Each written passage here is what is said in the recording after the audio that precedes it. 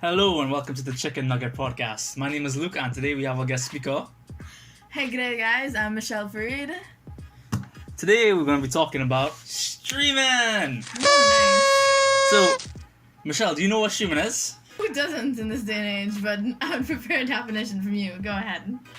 Okay, so streaming is how people will watch a video. They have a host from a different person, will host it from a computer and they could watch a video from that.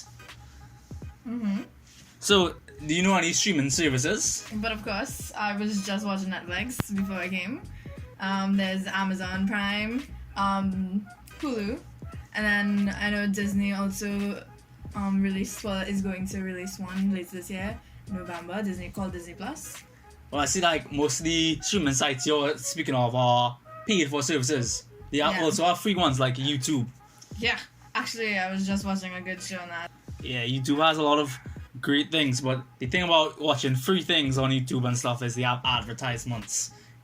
You know about them? But of course, I mean, I was going to say the price that you have to pay, because you're not paying a price, but the price is the advertisements. Yeah, and like, now they have 2 ads. You can't skip them, they're making you watch the full thing. How does that make you feel about the ads, you know?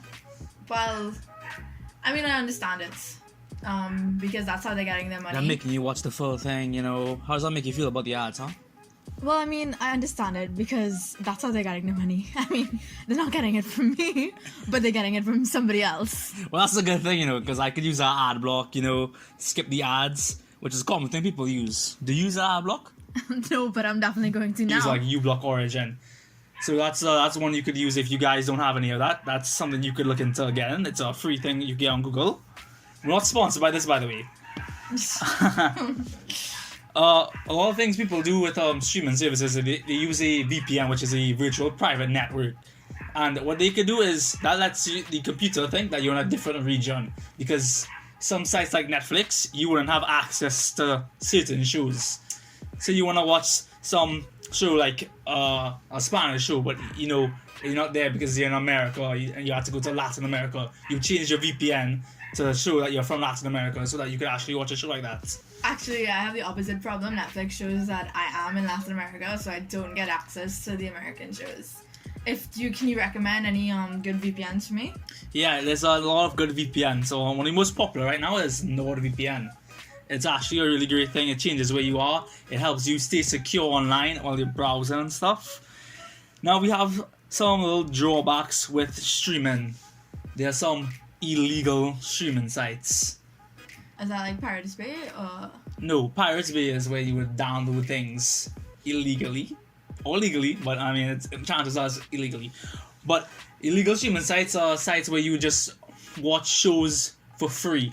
And they don't have the rights for it, like 123 movies and stuff like that. Yeah, but the quality is real crappy. So I mean, that's another sacrifice that you're gonna have to make if you're watching it on those services. And because they're illegal, the advertisements that they have in them aren't very user friendly.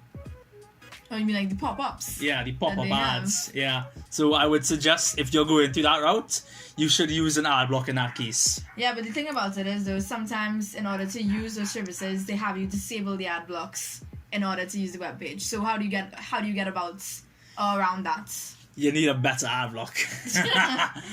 That's honestly the best advice I could give you. You mentioned NordVPN. No, Nord was a VPN. Okay, but what are some good ad blocks? Do you block Origin? Yes, you block Origin. There's also one that is able to work around it. Yeah, that currently in my opinion, I think uBlock Origin is good. There's also one called AdBlock, just straight up AD block. It's great. They're all free. You can get them from the Google store. So, what do these ad block applications get in return? They get nothing. You download it and they will ask you to donate. You don't have to donate. It's just something you could do. Ah, okay. Well, do a lot of people donate? I have no idea actually. Here's another thing with the advertisements that people are using to get around the ad blocks now. They would actually put the advertisements in the videos itself, which I actually prefer because I could just skip through that. You skip through ads? I've actually never seen an advertisement in the show, but if Well, obviously, if it was, then I would be able to skip through it easier. In YouTube ads, in YouTube shows, they have ads.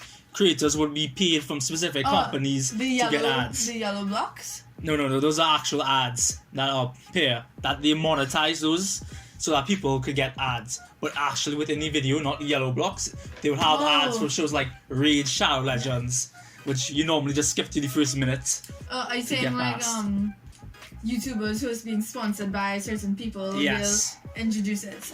Okay, yes. Like, I'm sure you heard of some like Squarespace, the Raid Shadow Legend, like I mentioned before. Yes, because now I know what you're talking about now. But yeah, I always just press my forward button and just go through it real fast. Just get rid of it. You don't want to see that. You just want to get to the content. The actual right content. away. Yeah. So yeah, I don't mind that. I actually prefer that. I prefer skippable ads.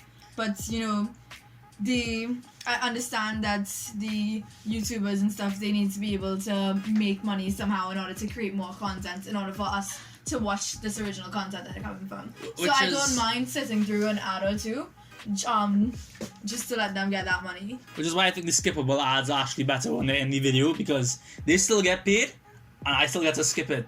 But if it's a ad from YouTube itself for monetization, they're barely making any sense on those ads itself. So when people skip it, they're barely making sense. If people pause the video in between, they're barely making money.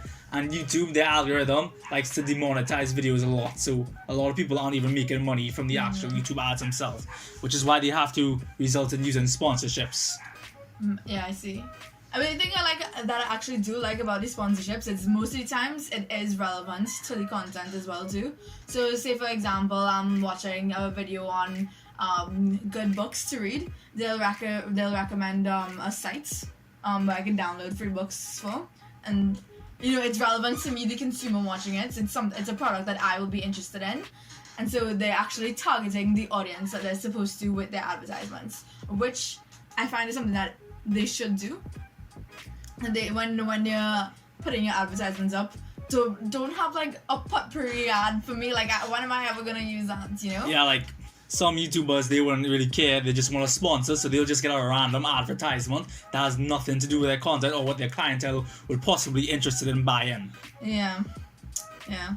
So that's one thing that really should be more targeted.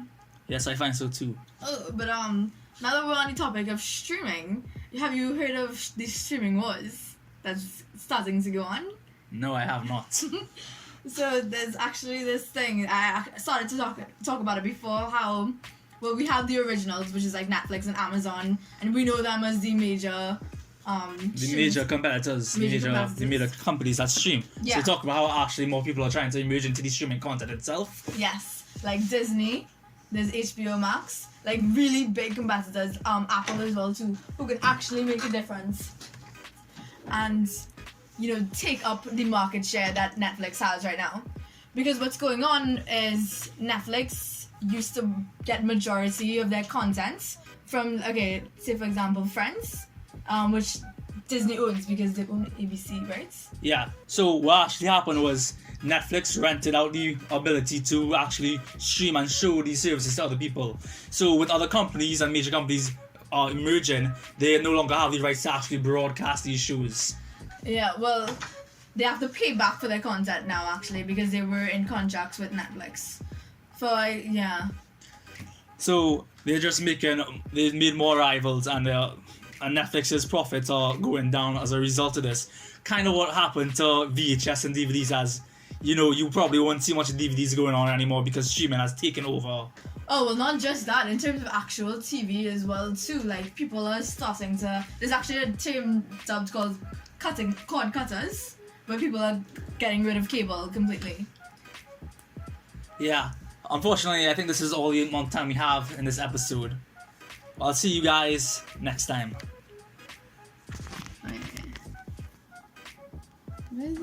Okay, I think